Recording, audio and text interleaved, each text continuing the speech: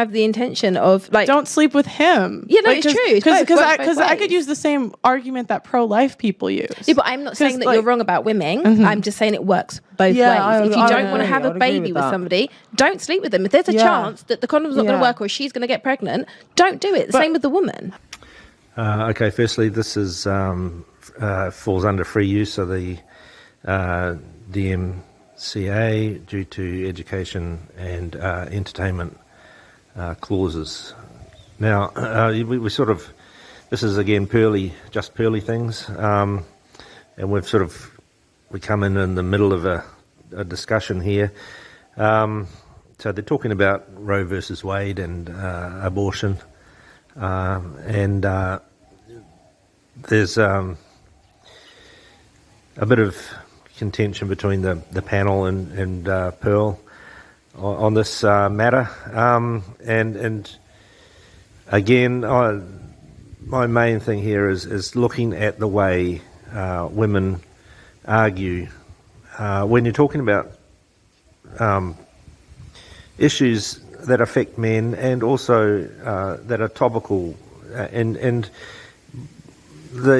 what I mean by that is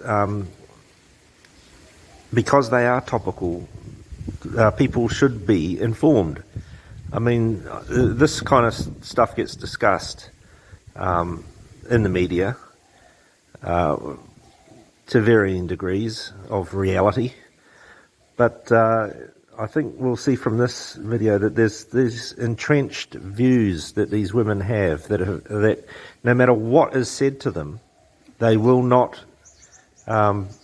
see the reality of the world around them. They have some sort of filter that they're using to maintain their mythical beliefs regarding topical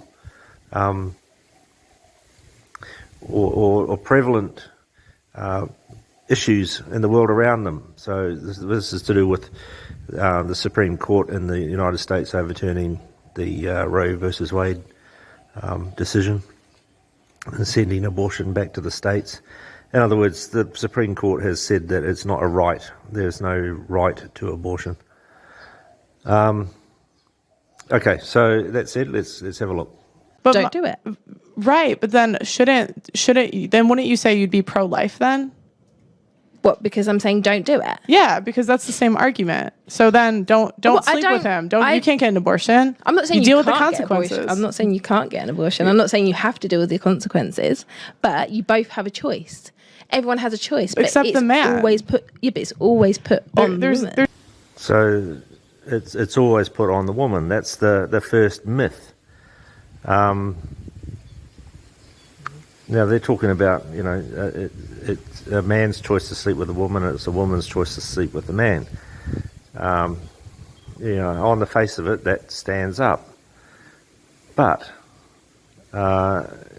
as Pearl says, once the baby's on the way, so to speak, as long as there's certain time frame constraints here in this scenario, but so the woman's got the choice whether to go through with the pregnancy or not, whether to adopt the child out or keep it, and the man has got no choice.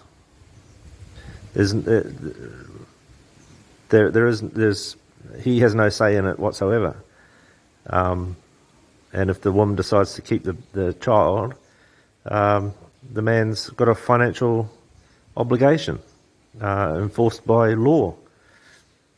So there is no choice for men in this scenario.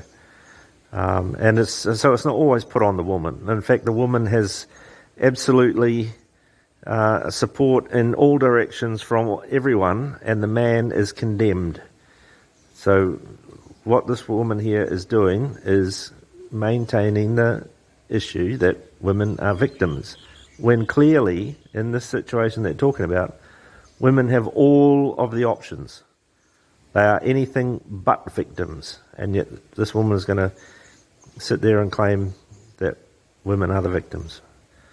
And this is the filter that I'm talking about. And it's the feminist filter.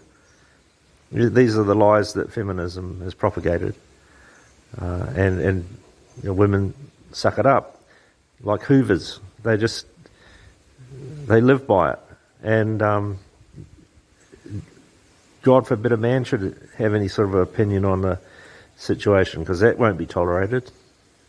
There's no choice for the man. Don't sleep with her. If I know, but don't sleep with him. Yeah, no, it's true. So I'm saying if she's pregnant, the baby's already coming. She has a choice. He doesn't. Why is that fair? Every single pregnancy isn't a choice. So here's the first tactic that women will use when they're discussing this topic. So the question is, women have all the options and men have none. So how is that fair?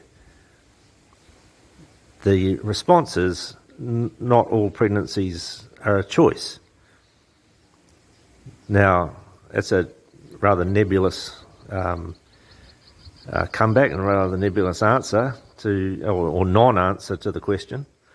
But they're talking about fairness in the law to men,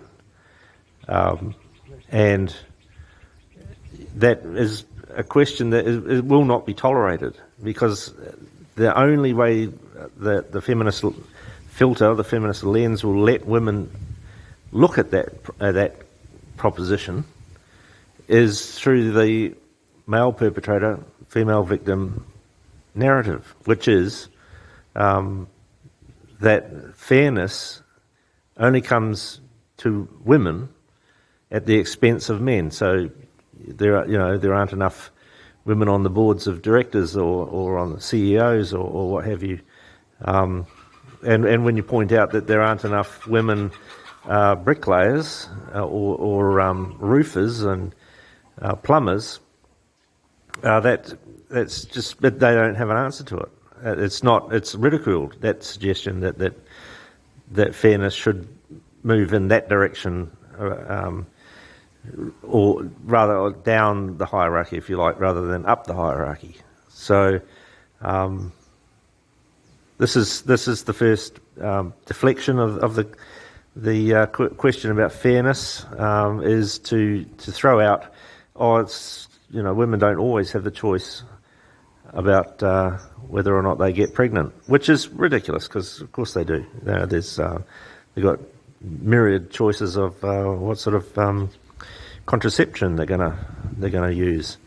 So it's just thrown out there, but we'll see what happens. Which is why things like it is true, because sometimes you are. It's not everything isn't all roses. Are you talking about grape? Is that what you're talking about? Grapes. That's less than 1% of abortions. It's 0.5%. I don't know where these statistics have come from. So it's from the abortion clinic. It's from the abortion. It's from the. Okay. Do you have a different statistic that you brought? So, or is this just based on what you feel? But that okay. But so it's based off of what you feel. Yep. So here's an example of the next tactic that's used. Are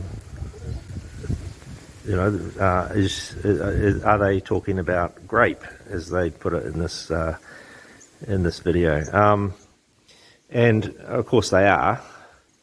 And the exception doesn't disprove the rule. We all know that. But of course they go to the extreme immediately. Like as soon as there's anything to do with fairness towards men, straight to the extreme. Men are the perpetrators, women are the victims. And they cement that with the grape accusation. Thank you, chicken. They cement that with the grape accusation, and then Pearl points out that it's less than 1%. It's 0.5% of abortions are due to grape. So, that is statistically insignificant. It shouldn't even be brought up in the argument, because there's nothing to back that up. So let's see what their comeback is. So 40% of women that get abortions have had 2 or more abortions. So it seems like How it's do you just... know what the abortions are from? Like? Do you know that they're from rape? Or do you know because they're surveyed. They don't want it. They want to go out clubbing every week. They're surveyed, and it's less than 1%. Fine, but you're speaking as if it's absolute fact. You know why every single person had one. So Pearl comes at them with the 40% of women who have an abortion have already had 2 or more abortions. So, I mean, that is a topic that is worth discussing as women. What the hell's going on here? Why is it so high? Why is this, what are women doing to themselves? That's the question. And yet the women are still demanding that their victimhood be acknowledged. We don't know why they're getting the abortion. Well, we've just established that for any other reason, for the grape reason, it's not statistically significant. It's 0.5%. Can be safely ignored, can be safely excluded from the conversation because it's not worth talking about. And yet the women on the panel are absolutely determined to maintain the delusion that modern women are victims in this society. And this is why women should not be invited onto these panels, in my view. It's pointless to have an open and honest discussion on any topic with women. And you'll find this in your day-to-day life as a man. If you just open your eyes and have a look at what women are actually saying and listen to them, this is what you'll see in your normal, say, your work relationships with women. This is what you get. Okay, but you're speaking like as if you have any data at all. What data? But hold on, we live a life every day. Take computer or Google to tell me what is right when I have friends and I have people and I know a lot of women and everyone can go and do public interviews whether you have a mic or not. You speak to people every day and you get data from them. Yeah. So this is their comeback. I talk to people and every day, and I know what I need to know about everything because, well, I'm a woman, and it's just part of my intrinsic nature as a woman to actually fully be across all of the issues surrounding this topic. I talk to people. We don't need statistics about it. We could just have an opinion. This is. I get the feeling that this woman would be able to fly the Millennium Falcon without even, turning the key. She could probably build her own lightsaber as well. If you give her a screwdriver. This is the view. I'm a woman. I know all about abortion because, well, I'm a woman. I've got a womb. I can feel it in my ovaries, and we don't need to talk about it. We're victims. Men are perpetrators. That's the way the world works. Come on, sisters, let's go.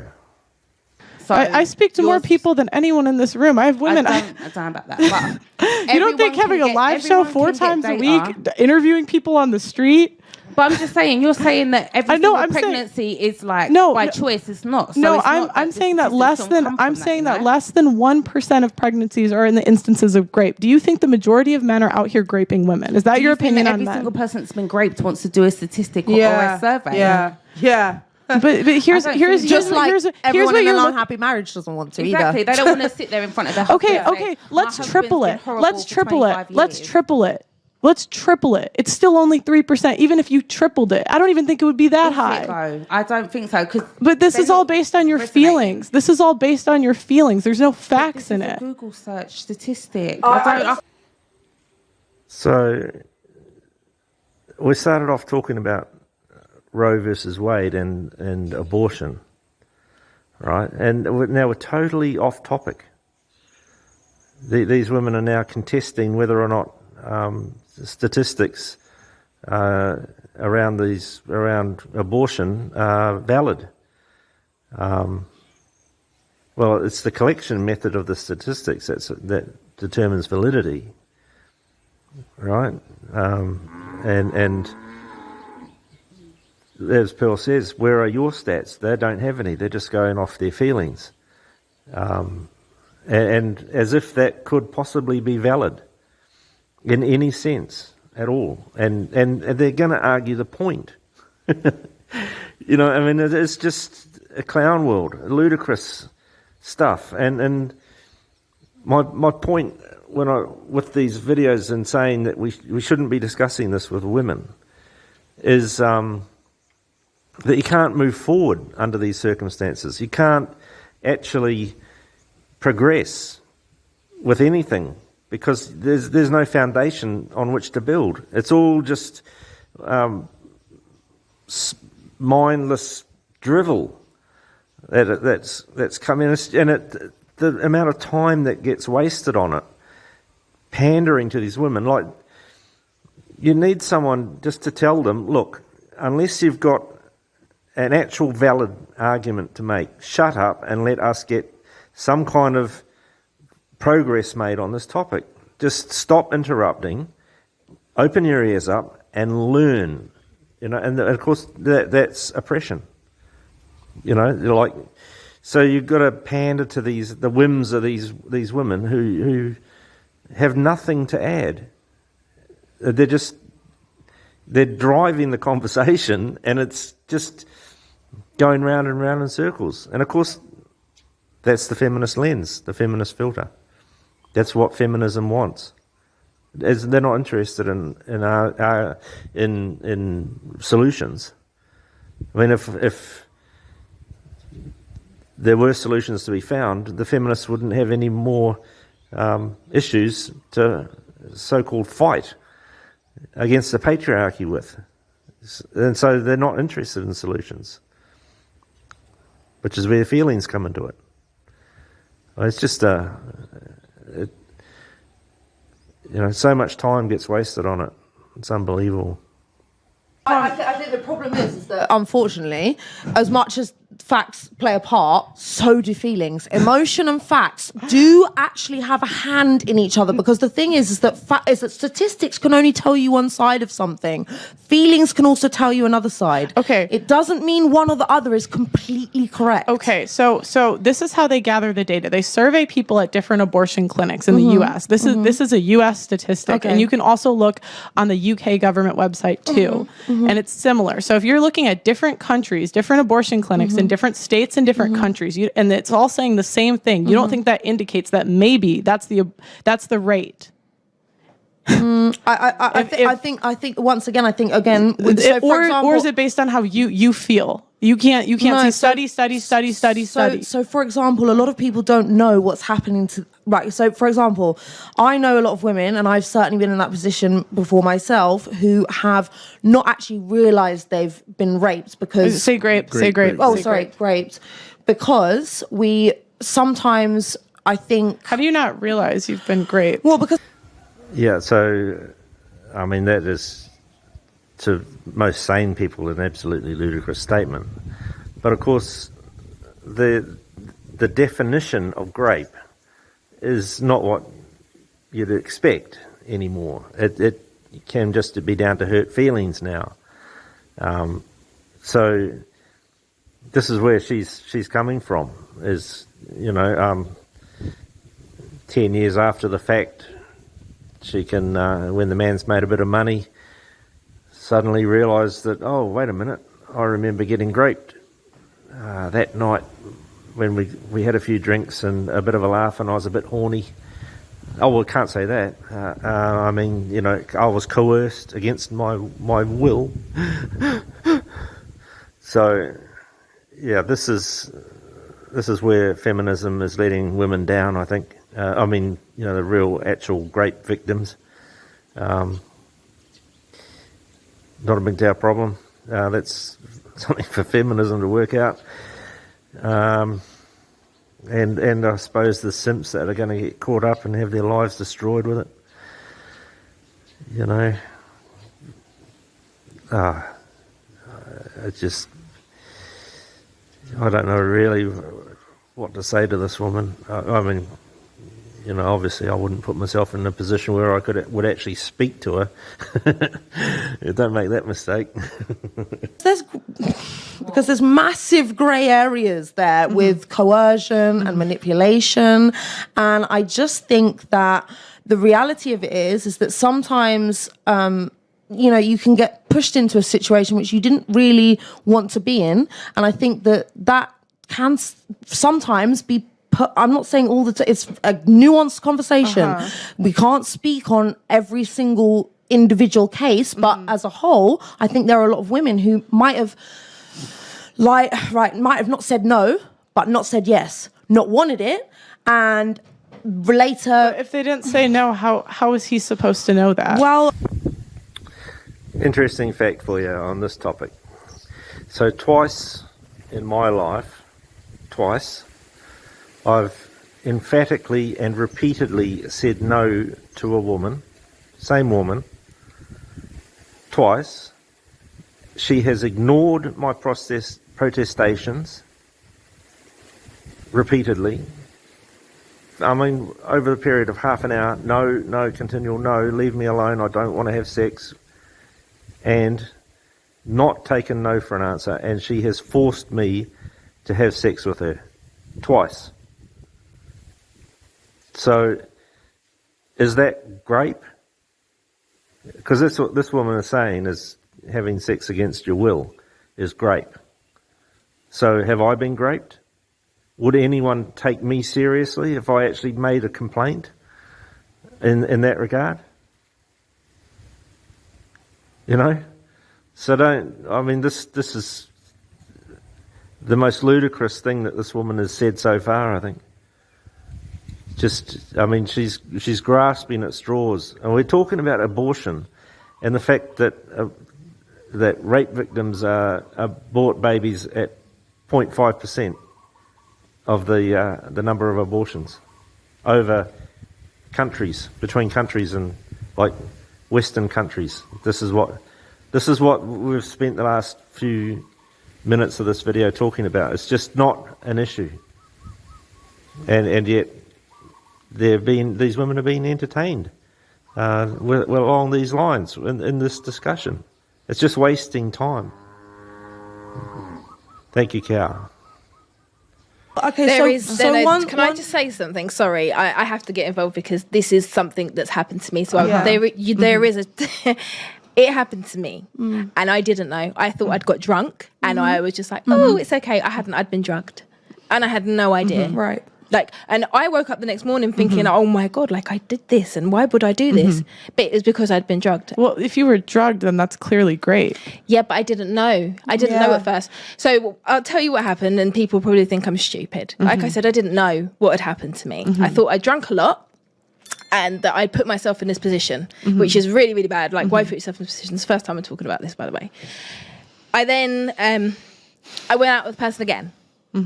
And the same thing happened. The exact same thing happened to me. And obviously this time I went and, you know, because I was like, how on earth did it happen again? And I didn't know. So there is instances where you don't know.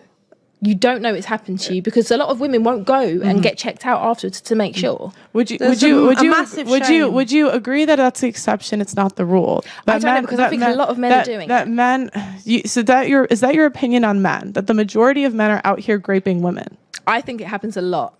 I think it does happen a lot. I think a lot more women have been raped than will ever come out because a lot more women won't say it. They won't talk about it. Like I said, I haven't gone and lay down a statement because I don't want to. Yeah. Like I don't want to for myself. And there's a lot of women out there that feel the same. They don't want to do it. So those statistics will never show because they've never said it. They've never admitted it. Do you know, I'm assuming you do, that the actual convictions that go through for rape are incredibly, are incredibly low. Well, that woman's right about that. I do think she's stupid. First time she's spoken about it. Could be the first time she even thought it up. We'll never know. Nice little victim story there from her. And then, of course, we've got to bring up the conviction rates for rape, and it's just like this one gets thrown out constantly, and it is absolutely fucking tedious. But I think Pearl's got a good sort of answer to this woman, and maybe we can get back onto the topic of abortion and why women should be more accountable for their actions. Incredibly low. Well, yeah, but you don't know if every girl that's accusing someone is telling the truth. No, of course you don't. So it should be difficult to convict somebody. I think it should be. I think it should be difficult in certain circumstances. But I mean, I saw a television program once where they were following police, and they got to. I mean, if this woman was lying, I would be shocked. She was in absolute bits, and the guy even admitted to raping her on TV. He admitted it on TV, and then he went in. He changed his statement later. He got let off. Oh my God! She saw a TV show. And he admitted it, and he then recanted his statement, and he got let off. Oh my God! Should have been castration on the TV show, hopefully. In full, vivid, lurid colour. Oh, how dare those men. Poor little woman. She's in bits. Who could not believe her, and who were weeping, oh, woe is me, tears. So obviously, it's just happening left, right and centre. Men are doing it all the time, everywhere. Just watch out, women. You know, my God, be careful. Don't live in fear, though. You've got to be strong, independent. Oh yeah, my God, it's just the Western world is rife with it. It's everywhere. It's happening in the streets. Cats, dogs. It's unbelievable. What's the world coming to? Dear, oh dear, oh dear. She was. I don't know that individual story.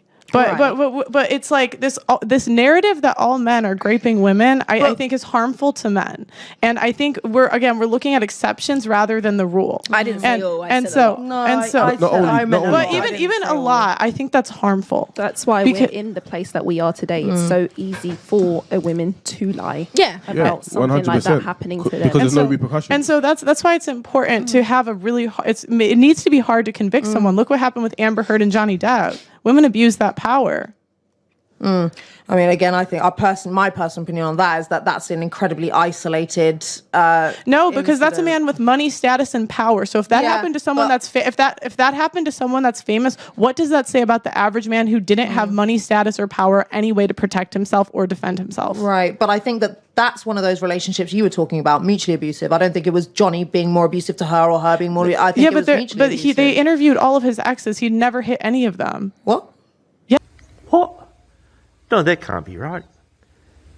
That can't be right. Women are the victims, and men are the perpetrators.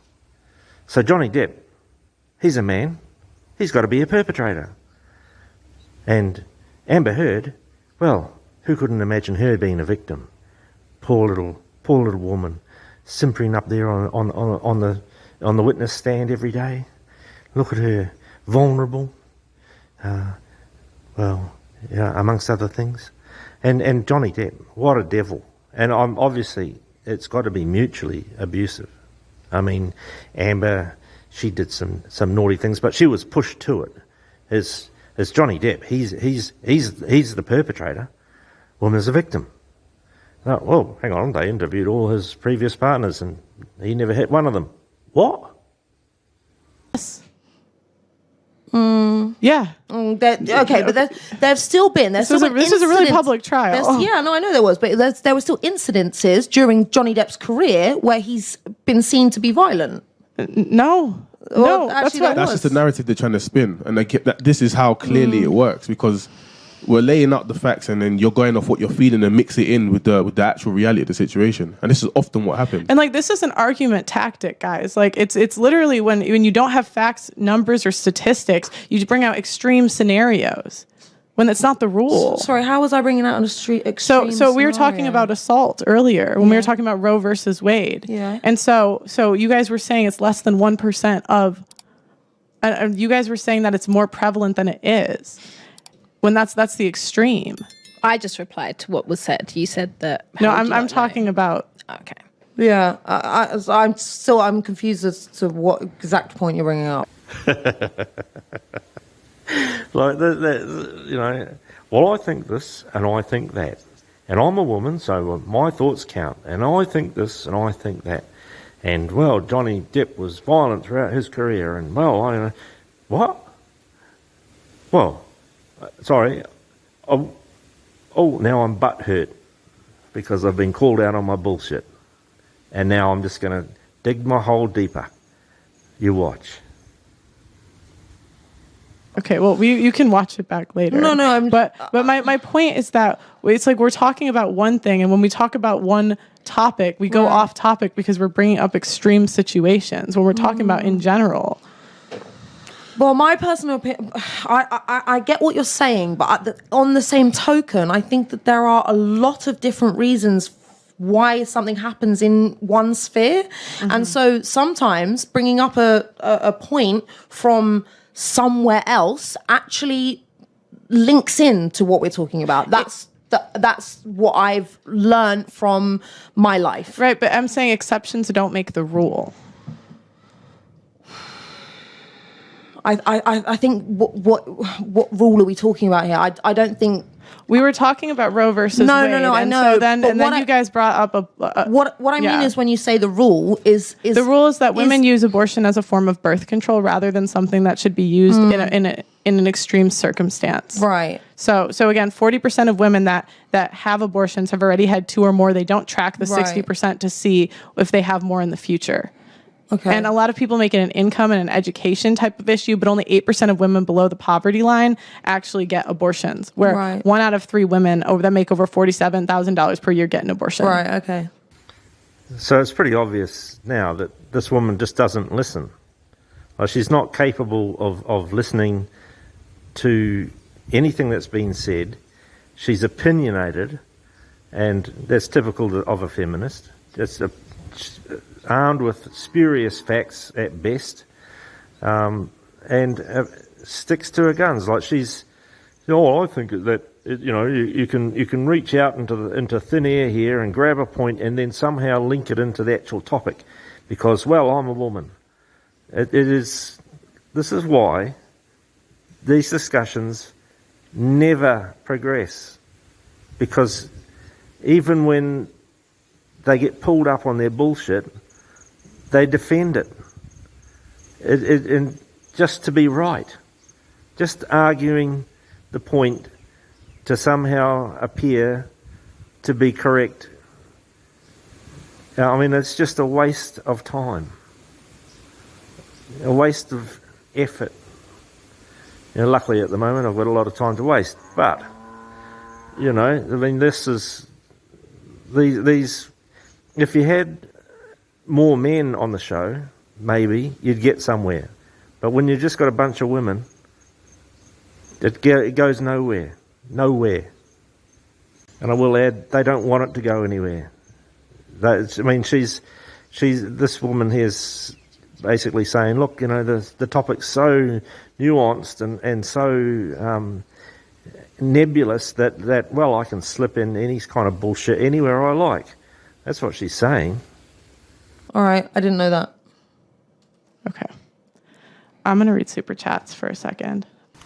Yeah, okay, so Pearl, I've cut this bit out. It's just Pearl reading out a whole lot of comments from the chat while this feminist idiot regains her composure and realises that the cognitive dissonance in her head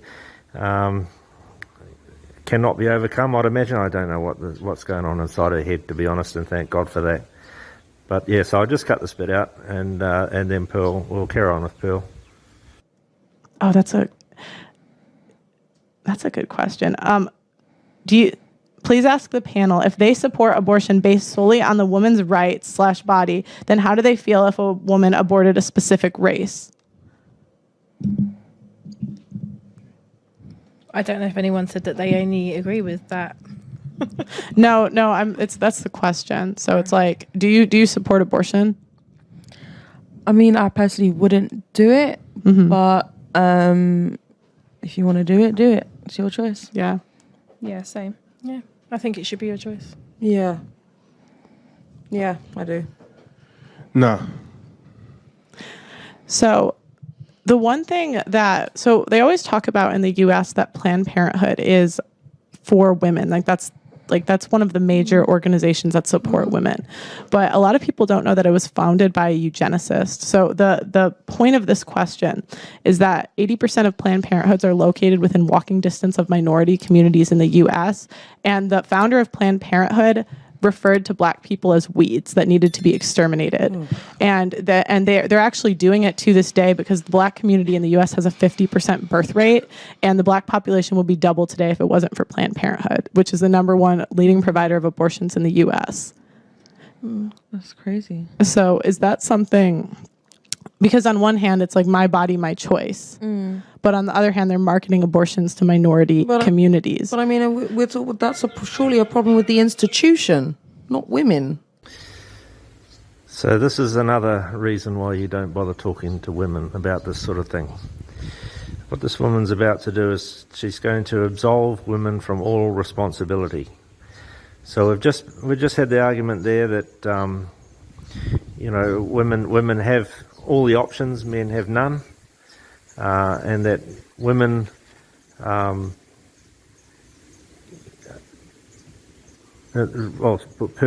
read out the stats there. 40% are on their third or fourth abortion, and they're obviously using it as a form of birth control, which I don't think was the intended use. Right. Now, my personal view is that yes, abortion should be legal, and that's purely on health, for women's health, because I think underground abortions are very dangerous. So I believe that it should be legal. Now, should it be used for birth control? I don't think that's appropriate. So that's my personal view on it, and that's as far as I'm prepared to go. I don't want to get into any further into it. I think after that, the women need to discuss it amongst themselves, and of course they're going to be doing that forever because they're not capable of it. But this is what we're seeing here from this woman is surely that's the institution. It's not down to the women. Well, all Pearl said is that this Planned Parenthood thing is being marketed to women, and of course that gives women information, and it also gives women the choice. So it is down to women. It's not down to the institution. It's the number one. It's the #1 abortion provider in the U.S. Yeah, the institution, Planned Parenthood. They're a company with power, and right.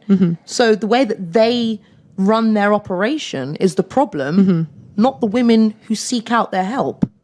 Okay, what do you guys think?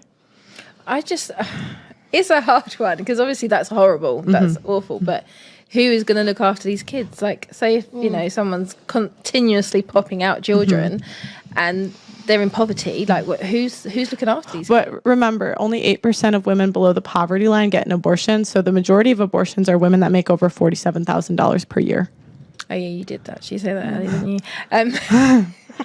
Like I said, I think it is horrible and I think it's awful, and I don't agree with it being purely because they're Black, but again, in general. Well, it's not necessarily like anyone can go in and get an abortion from Planned Parenthood, but what they did, there was a project called the N-Word Project in the US where they specifically market abortions to minority communities, and they use the language of this is affecting women of color. And they'll say things specifically to market this to minority communities. And it's really crazy because Margaret Sanger's grandson, he's the head of Planned Parenthood in New York, and he's still using the same marketing language to this day. So it's like, when that's the case, is that something we should be concerned about? So some pretty impressive truth bombs there from Pearl. It's got the audience pretty well stumped, or at least the panel pretty well stumped.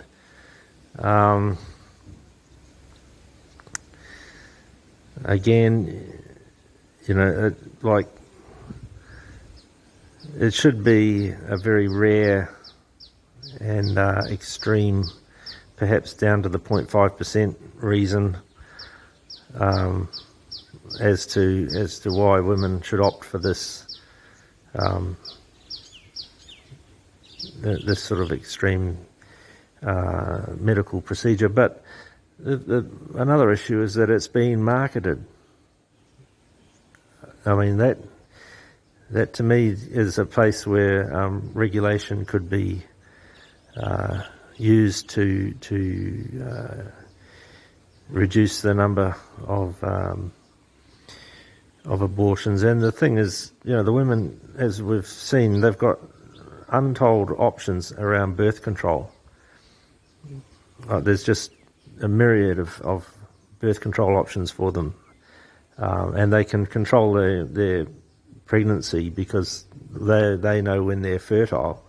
Men don't know. Plus, women have the I mean, if the woman doesn't consent to intercourse, then she's in that 0.5%. You know, and that just doesn't happen in the majority. Contrary to what these women believe, there's not a heck of a lot of graping going on in the world, outside of male prisons, that is. So, yeah, there's no real excuse regarding the number of abortions that are going on as far as women are concerned. They really, in my view, don't have a lot of options as to argue this point. But we'll see what happens. Yeah, we should definitely be concerned about it. And if it's not an issue where the kids are going to be in poverty, well, then that's different. If the kids aren't going to be in poverty, then I don't know. But hold on, sorry. Poverty is one thing. Obviously, that's probably the worst thing you could imagine a child coming into the world into, right? Although I've had... Not necessarily. Why is poverty the worst? Well, I mean, struggling for food kind of poverty. I mean, you know, a starving child is not a happy child, right? But, hey, I watched them adverts that UNICEF put out, and they got children looking happy in Africa. And I don't think that they're well nourished and they're eating as well as anyone else here. And anyone born in 2022 has a higher standard of living than most people did in all of human history. Like in all of human history, the majority of people were in poverty. Like people are rich today in a historical perspective.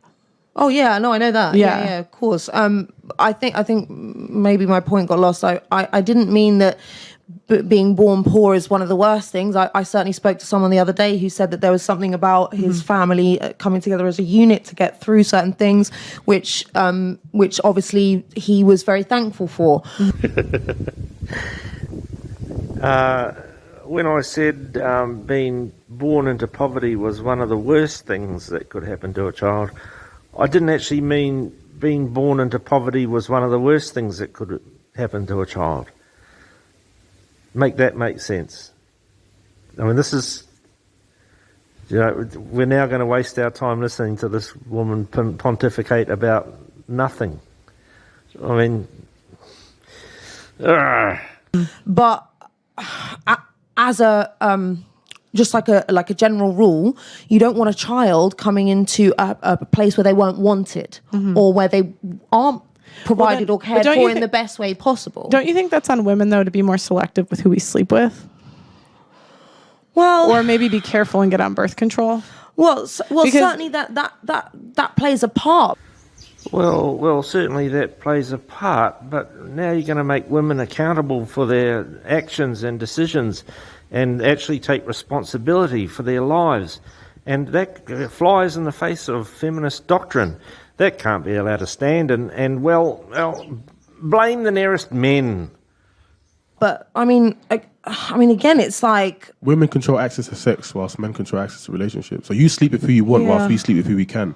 So the ultimately, sex falls on you. That's why I don't completely agree with that. I think that's how it is. So not to push the responsibility on women. That's just how it is, because you sleep with who you choose to sleep with. So that means if you get pregnant, that is a consequence or a situation that fell as a consequence of your decisions. Right. So shouldn't you then make better decisions about who you sleep with, or at least the people you sleep with should be ready to be fathers, instead of the statistic where most people who live a certain standard of life are having abortions. It's like what she said. I think it goes to the other way around as well. It's if you're going to say that about women choosing men, you also need to be the same the other way around. Don't get me wrong. Men need to maintain discipline. I'm an advocate for that. But like I said, you're the ones that get pregnant. The majority of the responsibility falls on you. Your body changes. You're the one who has postnatal depression, etc., etc. So wouldn't it make more sense to look after your body? Yeah, to go through these situations. I would agree with that. But again, going back into the whole life happens, right? And sometimes we might know in the back of our heads something. That's an excuse. Why are we always trying to give excuses to situations? That's the victim mentality. I don't think it's victim mentality. I think it's of course, it's always someone else's fault. It's always someone else's fault. No, but it's the same way in which, for example, men say they don't have emotions and then get angry. It's not men that don't say they have emotions, or it's not men that say they don't have emotions and then get angry. It's women that tell each other that men don't have emotions, right? Men, we know we have emotions. We choose not to share them with you, and there's very good reasons for that. And I'll give you one just while we're on this topic, right? Within a household, there's a chain of command, and gripes or issues always go up the chain of command. They don't go down.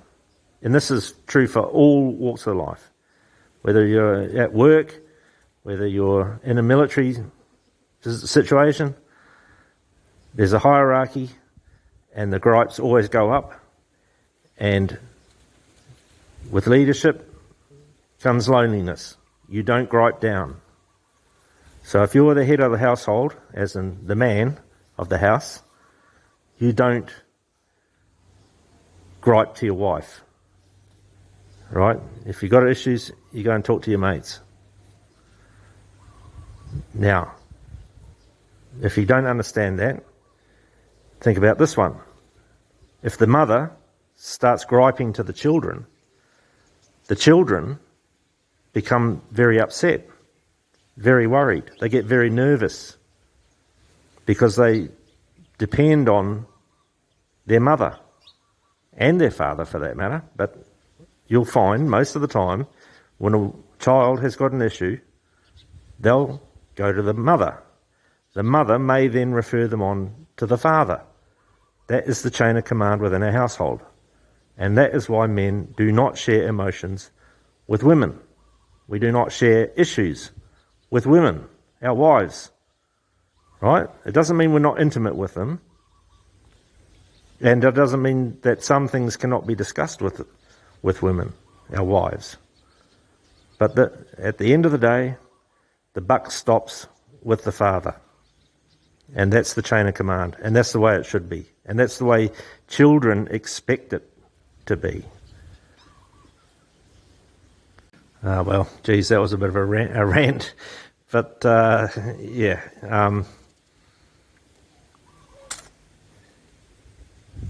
Well, share your thoughts if you've got any thoughts on that one.